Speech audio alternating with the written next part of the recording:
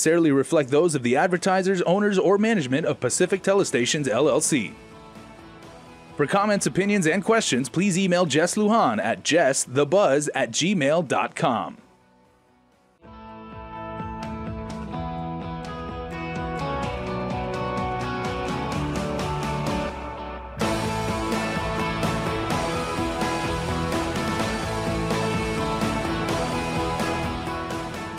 The Buzz with Jess Good evening, Lujan. well, I'm Jess Lujan. Welcome to this edition of The Buzz.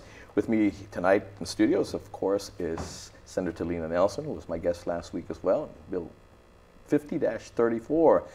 Tonight I want to talk about the Post Commission, most especially in regards to the fitness that our public safety folks have to adhere to, and actually the, again, the talk about trying to delay the implementation.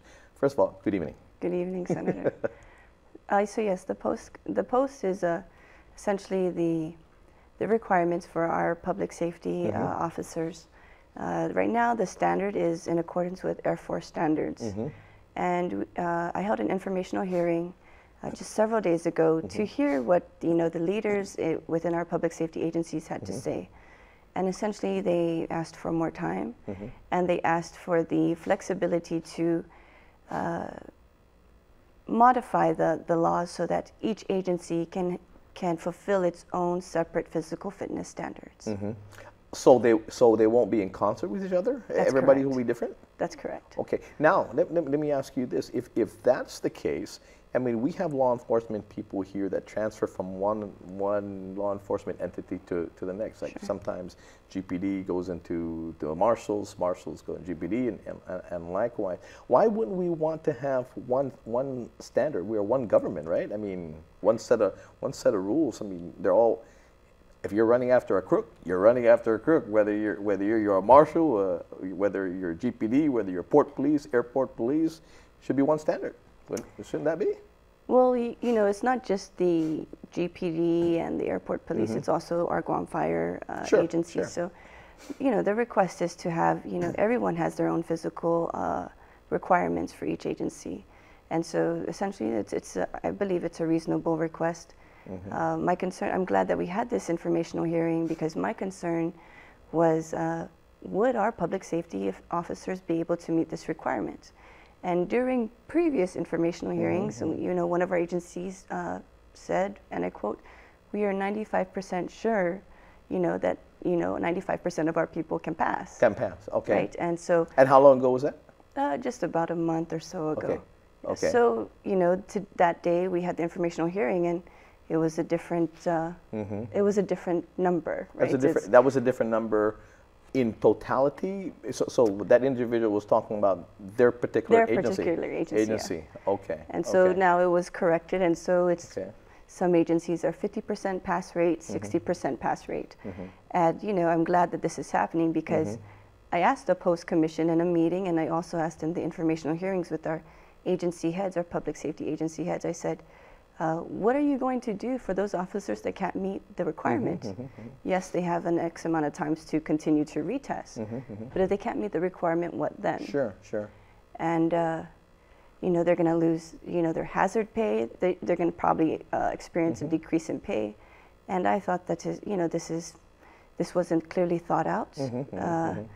And we need to do something about it before the timeline of the law, before the first test in December. But actually, when they first implemented that, was everybody on the same page in regards that if they did not adhere to the standards when it kicked in, that this would happen? You would eventually, again, lose some benefits, if not lose your job eventually. And I mean, I understand if they did not, in totality, get that message out there, they give enough time for, hey, we're serious.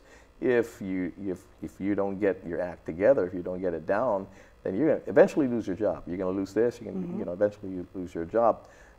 So was that not sent out at the same time? Well, I inquired about it with the agencies, and they said that the people, their folks, that are under them, are aware of it. Where aware? Okay. And the speaker introduced this measure.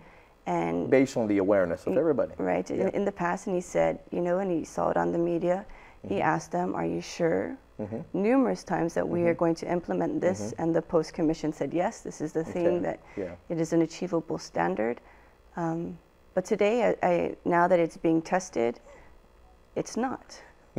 So we have to make the standard achievable, but also challenging for them. So when you're talking about achievability, my understanding of the standard that they're looking at is the Air Force requirement, which is, I'm not saying the easiest, but something that may be most attainable at this point. That's my understanding. I could be wrong. If it's something that's the most attainable at this point, and they're asking for a delayed implementation to give enough time for folks, because the pass-fail rate is the fail rate is a lot higher than the pass rate, right? For this. Now, what is reasonable time to be able to do that? I mean, knowing that they had ample time, all the information. Again, it was solidified through public hearings, and prior to implementation, it was asked again. So at this point, when they give you, say, another year or so, okay, so we delay another year. A year comes, the testing again. If the testing comes out the same, or maybe a little higher percentage, do we continue to delay? At what point do we say, boom, this is it, no mas? Yes, well, that was my concern with during the informational hearing, is, how long are we going to postpone it for? And if our public safety agency heads have seen that their officers aren't failing to meet the standard that is required to them by law, then I'm sure that they started developing a plan in place that suits also the mission and then the achievable standard for the individual as well. There will be a post meeting on June 1st, and I'll be attending that and speaking with our post commission. Because when we're talking about the delayed implementation, they know this was going to come. It doesn't make, I mean, to do that and not implement that, it doesn't make sense that people who want to get in the academy, they have to have certain requirements, PT requirements and things of that nature. So if we're going to delay that, might as well say, hey, well, you passed all this, the PT requirements, we're not going to kick that in until you get in, and then we'll lump you in with everybody else. So, to get in, there's a standard to get in. You have to meet the standard. You don't meet that standard, you're not going to get in. Well, once you're in, you don't meet the standard, at some point, I didn't do this to you. And I can understand people, with ailments and things of that nature. You work with their physicians or healthcare provider to be able to work with them. You may be removed out of, and they have a medical disability that keeps them from doing the type of work that is very strenuous. Maybe they can do a lateral move. But, at some point you can't keep accommodating everybody. Because we have standards. Yes, that's true, Senator. But at the same token, we're dealing with people's lives and their families, so we don't want to... You're dealing with my life too. You're trying to save me, and I hope you can outrun the guy that just clobbered me. And I'm glad you mentioned that, because Chief J.I. Cruz, said that at no point in time for many years has our physical fitness hindered us from protecting the lives of the people of Guam. How do we know that? I trust his word. Okay, but do we have any documents? People who have gotten hurt. If people have gotten hurt as a result of something, could have been, so I don't know how that could be documented and said, well, we saved that life because of this. We weren't able to save that because of something else. Yeah. I just don't know how that could be documented in the sense that, therefore, I don't doubt Chief Cruz, what he says, but I would say, how do you know that? My thing is, how do you know that? There are people who have gotten hurt, and the police were around. It could have been. It could have been. I don't know. Where's the documentation that will show me otherwise? Well, I trust our officers to tell the truth, and I don't like to speculate in certain instances. I'm sure it's a valid question that you have. However, I believe what they say. Okay, so they're asking for a delayed implementation. How much longer is the delayed implementation going to take place? Were they looking at another year? They requested till 2019. 2019. But it's not finalized.